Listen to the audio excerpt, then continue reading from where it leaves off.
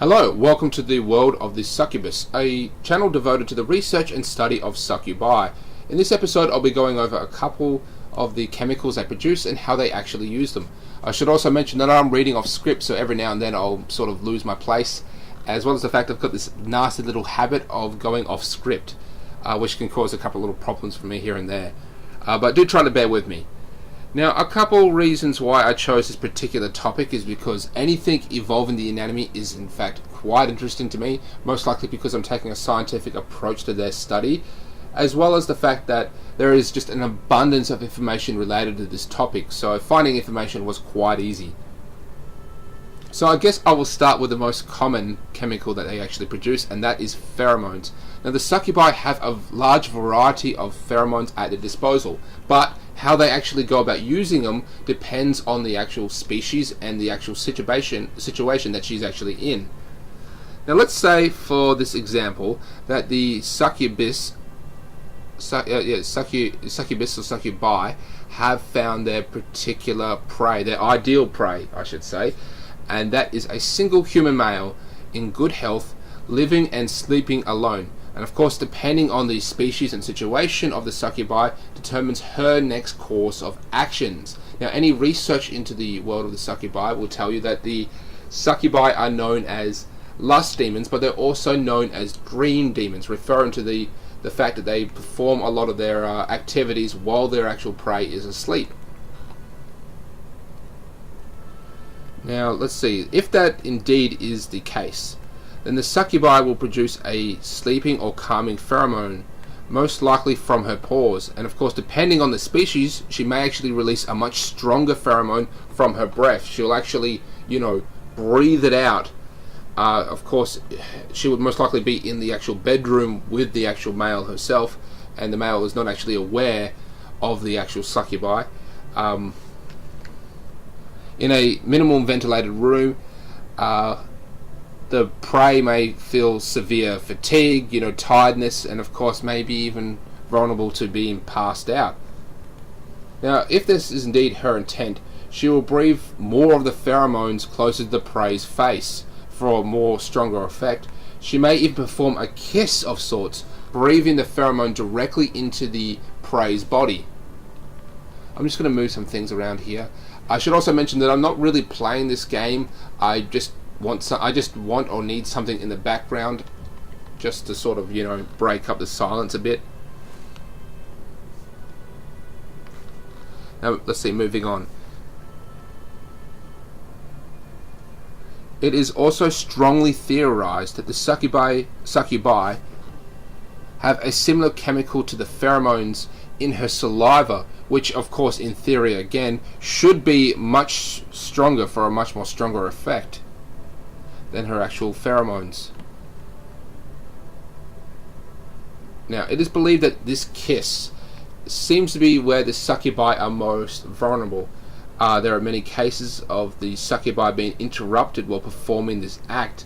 As to why she seems to be especially vulnerable in this state, I simply don't know. I do have a couple theories, but that is another topic for another time. Now, there are other methods and other ways that the prey may be submitted. To achieve this, she may produce a small amount of pheromones to make the prey more docile and in a state where they can fall asleep faster, but by no means is the prey actually in a deep sleep. It is just an act so that the prey can simply fall asleep a lot faster. Once again, it all depends on the actual species and scenario that the succubi will take her next course of actions. One situation is to make the prey completely paralyzed. With this is usually performed with the kiss. Case files of men being woken up by a kiss and yet still being unable to move at all. Just going to sort of scroll down here. But males still have the ability to feel and even been known to be quite sensitive in this state. Some cases of males even still have the ability to speak but not yell out or call out. This is believed to be a direct action of the succubi herself. So this isn't a side effect, this is what the actual succubi is desiring. On another note, There are even other cases where the succubi have done this method through oral sex. Well, there you go. Now, it's believed that the saliva contains many properties depending on the species. I'll have to gather more research on this particular topic, so that will be another topic for another time. Moving on, another method is that the succubi may perform a much stronger and somewhat forceful approach. The succubi may want or need the prey to be more interactive. This may or may not be a requirement of the actual species or how they're actually linked to how they feed. Either way, there have been case files where people have been woken up by the kiss and are completely uncontrolled of their actions, meaning that the succubi in some way are controlling them. Although in more cases the prey still have their power of speech and of course unable to call out. In other cases the prey have stated that during the experience their minds go blank. Simply put, they cannot question or resist.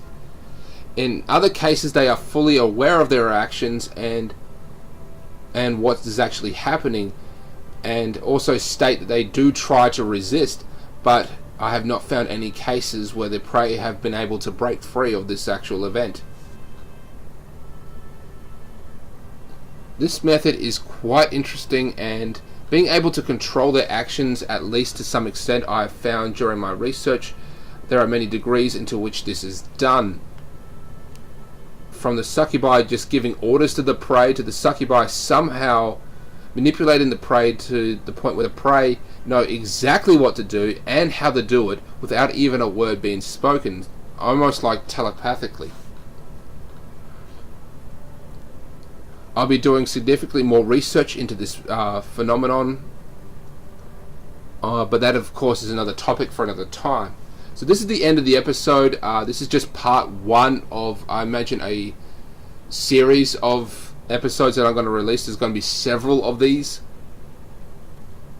but this is just one particular topic alone. So if you do have any questions, check me out on Facebook. There will be a link in the description to the actual Facebook page, or just simply type in Succubus Love 101. If you have any thoughts, any questions, comments, just write them in the comments section, or if you want, just write them on the Facebook page. Anyway, thank you for listening, and I'll be uploading soon.